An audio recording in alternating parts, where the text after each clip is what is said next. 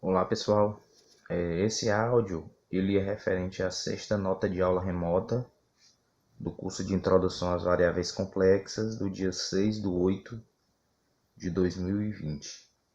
O objetivo dessa nota diz respeito mais uma vez às equações de Cauchy-Riemann, como na nota de aula passada, só que o objetivo é tentar observar essas equações em coordenadas polares, tá? Uma vez que, dado o número complexo, a gente pode transformá-lo em coordenadas polares, né? E aí tentar identificar essa mudança em coordenadas polares na equação de Cauchy-Riemann, tá bom? Então o que você faz é o seguinte: você pega um número complexo e considera a forma polar dele, né? Então ele é da forma r cosseno de θ mais seno de θ. Lembrando que o θ é o ângulo que ele forma como eixo do x, o ângulo de z, e r é o módulo de z, né? Então, se você também chama ele da forma genérica x mais y, então você vai ter que o x é o r cosseno e o y vai ser o r seno, tá bom? Beleza, então você tem as duas funções em x e em y em termos do rθ, né? Então as variáveis x e y, que eram as variáveis independentes do número complexo z, agora são variáveis dependentes do r e do θ, tá bom? Ora, agora como essas variáveis agora elas são funções que dependem de duas variáveis, o r e o θ, você pode derivar isso implicitamente. Por exemplo, você deriva em x, tá? Então você pega a função x, r cosseno de θ e deriva ela com respeito a x. Ora, quando você deriva x com respeito a x, lembrando que isso é derivada parcial, tá? E isso porque o número complexo tem duas variáveis. Então ele tem derivadas parciais e não derivada normal, já que ele tem duas variáveis, tá? Então a derivada parcial do x do próprio x tem que ser 1, claro. É como se você estivesse derivando d dx da função x, tá? Igual a dx de r vezes cosseno de θ, tá bom? E aí você deriva implicitamente. Isso vai ser a regra do produto, né? Derivada de r sobre derivada de x cosseno de θ mais r derivada de x cosseno de θ. De novo, o que eu fiz foi aqui foi a regra do produto e nada mais, tá? Beleza, então dr dx vezes cosseno de θ menos r deriva a função, né? A derivada do cosseno é menos seno, por isso que tem um menos aqui na frente. Fica seno de θ, dx, certo? Ok. Uma vez observado isso, você pode fazer a mesma coisa agora com a mesma função, né? X igual a r cosseno de θ, só que derivando em termos de y. Só que quando você deriva o x em termos de y, isso é zero, né? Porque uma variável não depende da outra. E aí, de novo, usa a regra do produto e deriva o r cosseno de θ com respeito a y, tá? Mais nada. Então aparece uma coisa semelhante ao que apareceu da outra vez.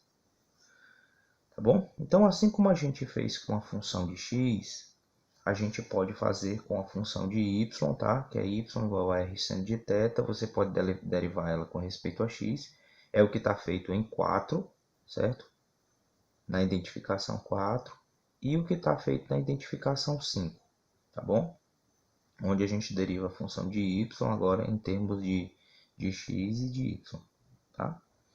Uma vez que eu faço todas essas derivações parciais, tá? Eu vou gerar na verdade eu vou gerar dois sistemas, tá? Dois sistemazinhos simples de duas equações somente. Onde nesses sistemas, por exemplo, vamos olhar para o primeiro. O primeiro sistema ele é uma combinação das identidades 2 e 4. Por quê? Porque ele só relaciona as derivadas parciais em x, tá? Eu peguei a derivada parcial em x da primeira equação, que é x igual a r cosseno de θ, e peguei a derivada parcial em x de y r seno de θ, tá bom? E então com essas duas equações de derivadas parciais em x, eu posso fazer um sistema, sistemazinho simples de duas equações, tá? Com o objetivo de quê, né? O objetivo é encontrar valores para a derivada parcial de r com respeito a x e valores para a derivada parcial de θ com respeito a x, tá? Essas são as variáveis que eu gostaria de descobrir, porque eu não conheço esses elementos, tá bom? Eu conheço o cosseno de θ, eu conheço o r seno de θ, certo? Eu conheço o r cosseno de θ. Eu conheço esses elementos, mas eu não conheço dr dx e não conheço dθ dx, tá bom? Então o objetivo é manipular esse sistema de tal sorte que eu encontre dr dx e dθ dx, tá? Esse é o objetivo, tá? Então o que eu faço é o seguinte, eu pego 6, tá? E assumo que o seno de θ e o cosseno de θ não se anulam. Professor, mas por que eu posso fazer isso? Porque esse sistema ele é verdadeiro independente do θ que você escolher. Então o que você faz? Você escolhe um θ onde nem o seno nem o cosseno zero. Na realidade, bastaria a priori, para esse primeiro momento, pedir que o seno não zerasse. Porque o que você vai fazer é pegar a primeira das equações do sistema 6 e multiplicar por cosseno de θ sobre seno de θ. Tá bom?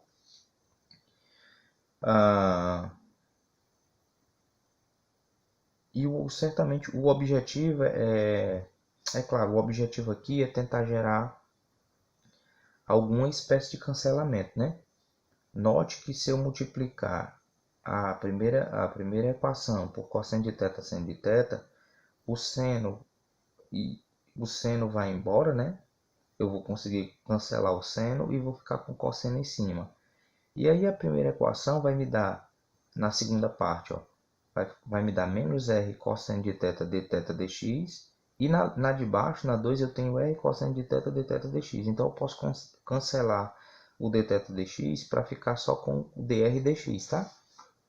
E aí você usa as manipulações convencionais. Uma vez multiplicada aí por cosseno de θ seno de θ, você soma aí com 2i e vai obter dr dx, certo? Derivada parcial, cosseno ao quadrado de θ sobre seno de θ mais seno de θ igual a cosseno de θ sobre seno de θ, tá? Tira o MMC do lado esquerdo, tá? E resolve, essencialmente resolve. Lembra da equação fundamental, né? Que é o que está acontecendo aqui em cima, cosseno ao quadrado de θ mais seno ao quadrado de θ, que é 1, tá? E jogo o seno para o outro lado, ele está dividindo, vai para o outro lado multiplicando, portanto, dr dx é cosseno de θ, tá?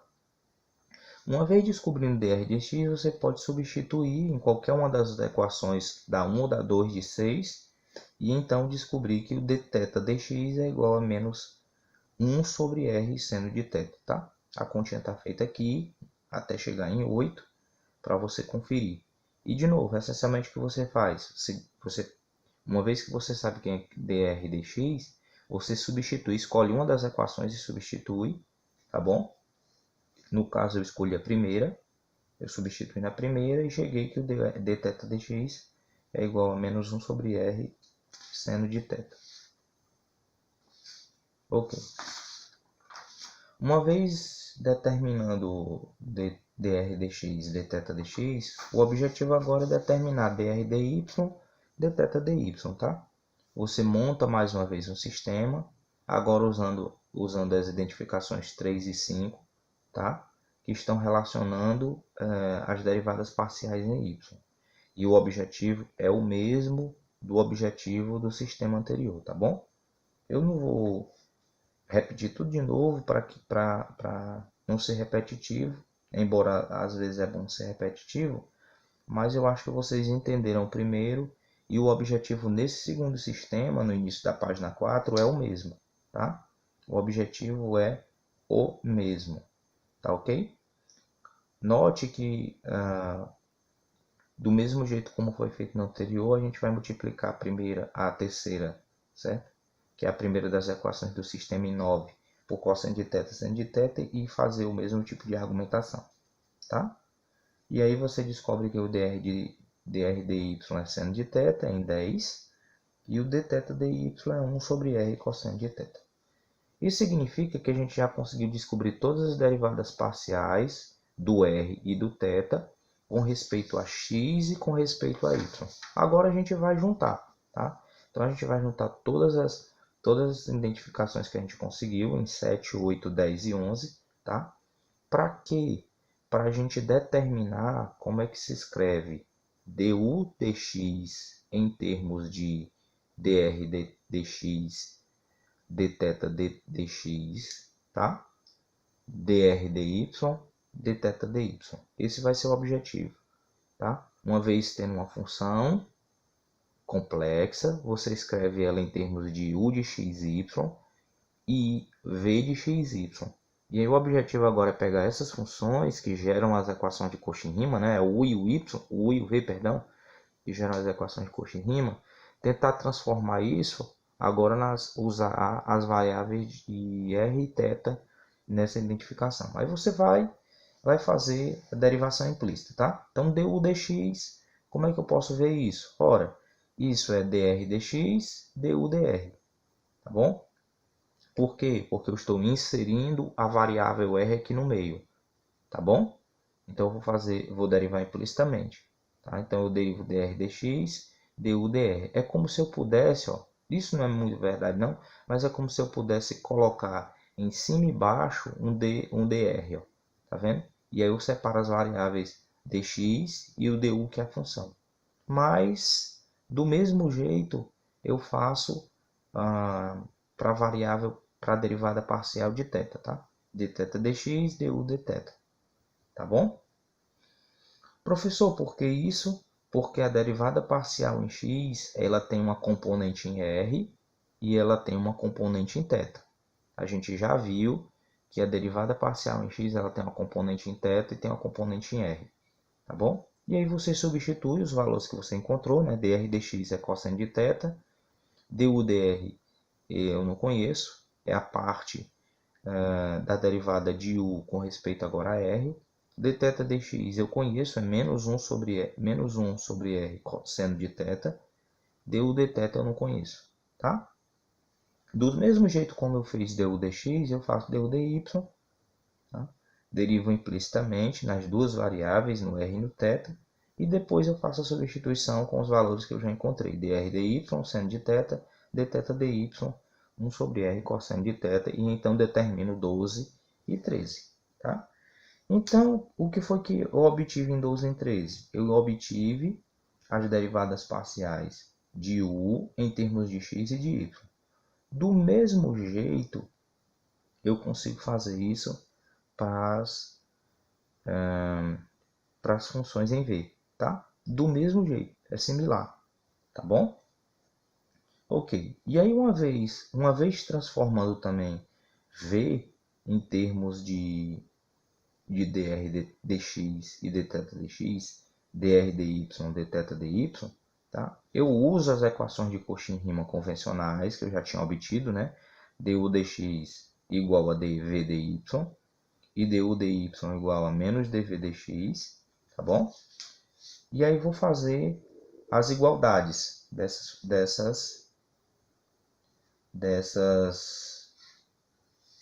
eu vou fazer as igualdades em termos de 12 e 13, tá? Relacionando a essas igualdades no final da página 5, que são as equações de Cauchy-Riemann, tá? Lembrando que para v, derivada de x e derivada de y são semelhantes a 12 e da 13, tá? A única coisa que você faz é troca o du dr e o du dθ por dv dr, dv dθ. Não muda mais nada, tá bom? É só você tirar du dr e du dθ e colocar dv dr e dv dθ. Bom, não muda mais nada. E aí você vai fazer as identificações, né? Du dx você coloca, olhando para a página 6, tá? Du dx você coloca, né, a representação dele em termos de r e θ, tá aqui, cosseno de θ du dr menos 1r seno de θ du dθ, igual ao outro lado, que é para ser quem, professor? É para ser dv dy. Aí dv dy é quem? é semelhante ao 13, certo? Só que em vez da derivada sem U, a derivada parcial é em V, tá? E aí você replica o 13, só que troca o U por V, tá bom? E aí você obtém essa igualdade. Do mesmo jeito, você faz com a segunda equação de Cauchy-Riemann. Você coloca o du dy, a expressão de du dy aqui, obtida em 13, tá bom? E depois coloca menos dv dx, tá bom? E o dv dx é semelhante ao 12, só que você troca a derivada parcial de u pela derivada parcial de v, tá bom? Então, essa segunda parte de 15 é semelhante ao 12.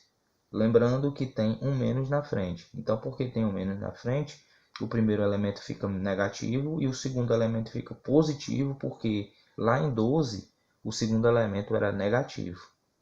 Tá bom? Ok. Então, você tem agora 14 e 15. E o objetivo, de novo, é manipular. Tá? É manipular com o objetivo de encontrar uma relação entre du dr, certo? E dv dθ. Esse vai ser o objetivo, tá bom? E aí o que a gente faz, por exemplo, o que eu fiz, né? Qual foi a minha ideia? A ideia que eu tive para resolver esse problema usando 14 e 15. Eu peguei a equação 14 e multipliquei por cosseno de θ, seno de θ.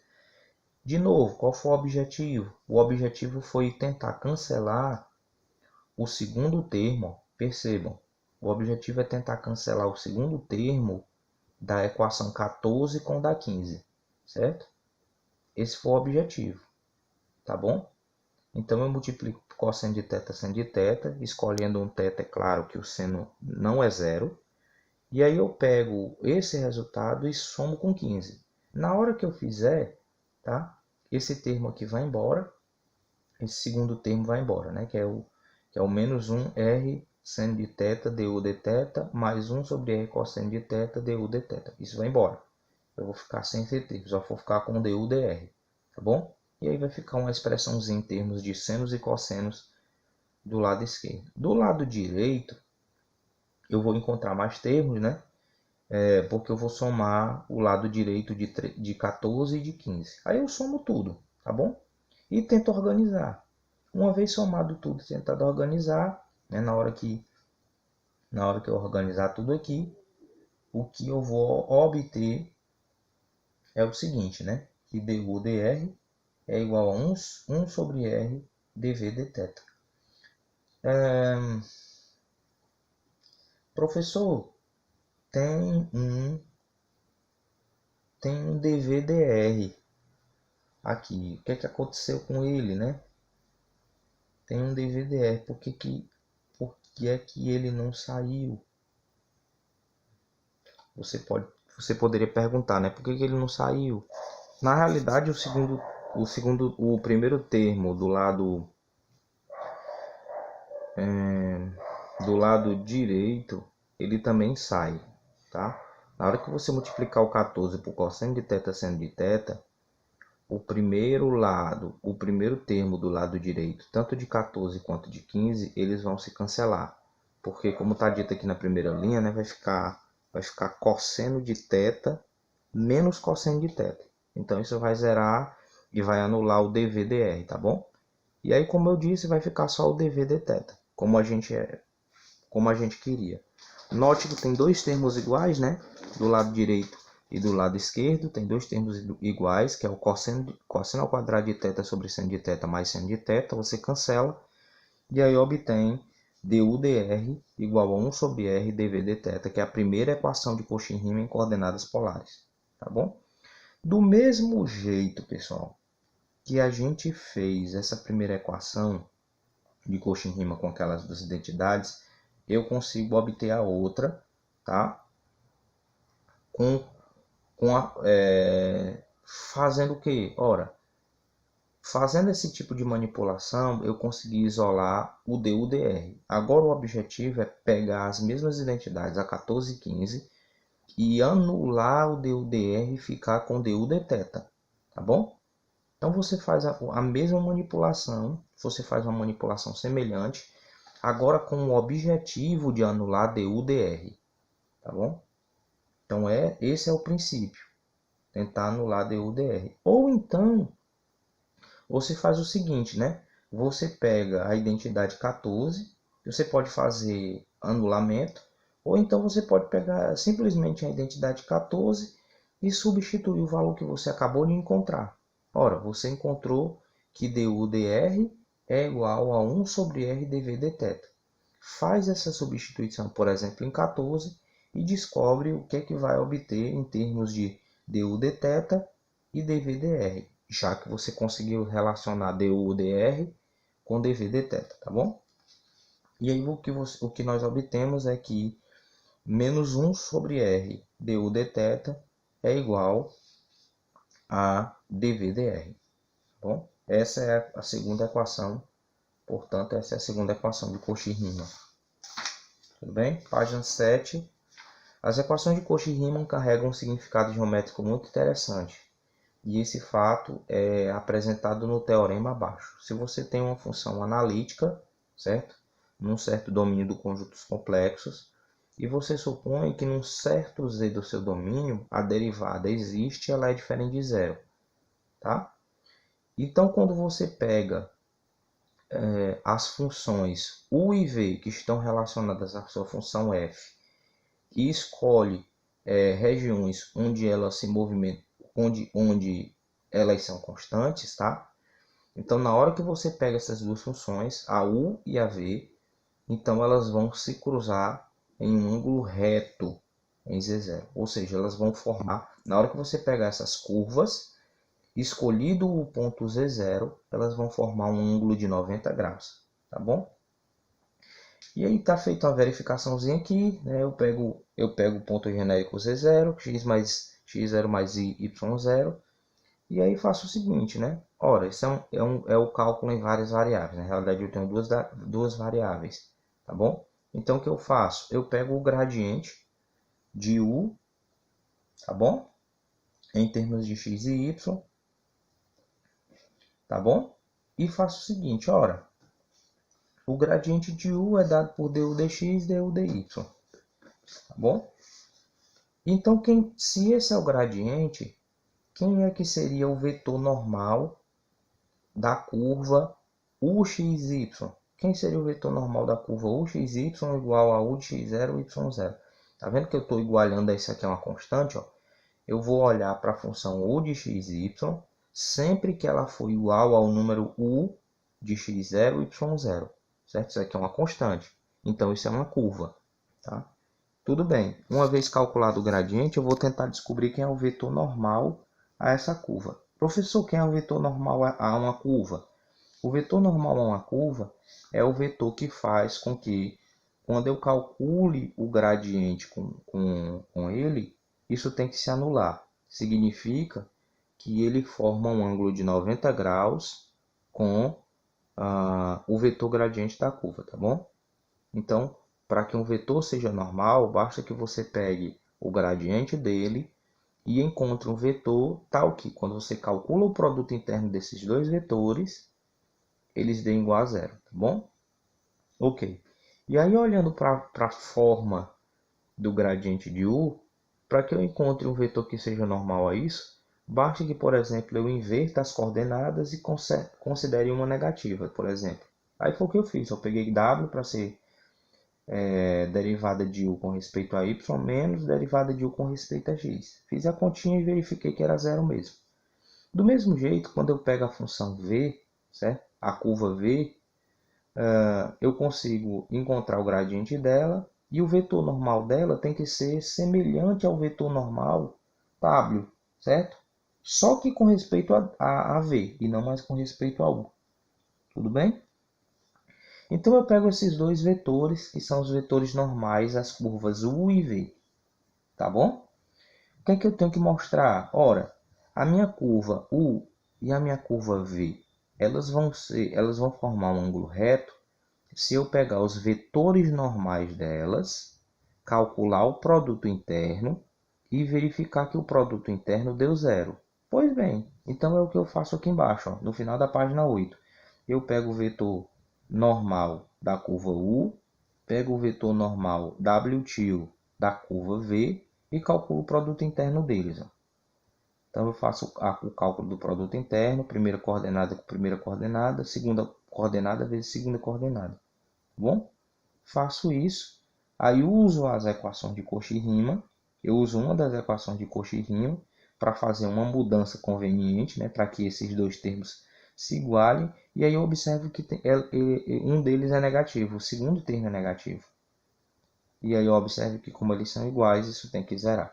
Portanto, W e W' são ortogonais. Mas quem é W e W'? Ora, eles nada mais, nada menos são do que os vetores normais das curvas U e V.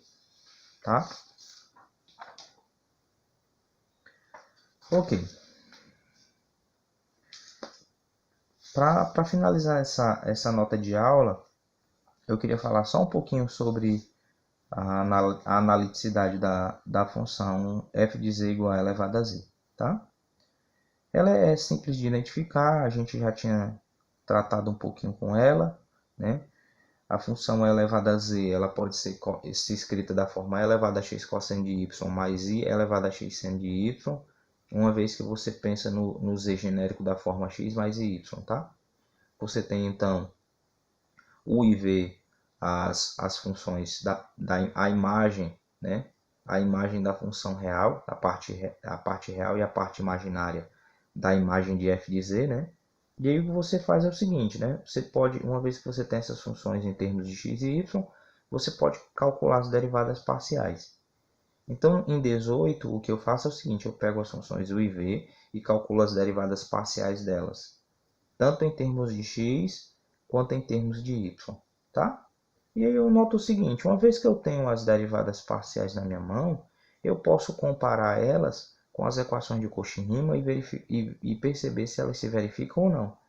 E aí, uma vez com essas expressões todas em mão, é fácil verificar que o e v satisfazem as equações de Cauchy-Riemann. Ora, mas a gente já tinha provado em teorema que se uma função satisfaz a equação de Cauchy-Riemann, significa que ela é analítica, tá bom?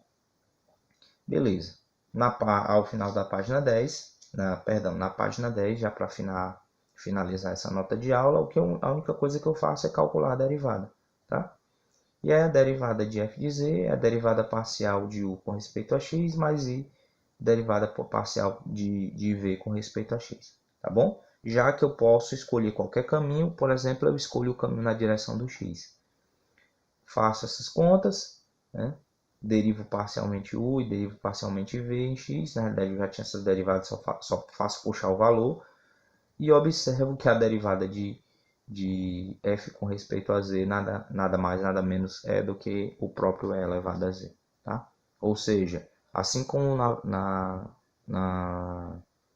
no caso real, derivada de funções exponenciais continuam sendo a própria função exponencial.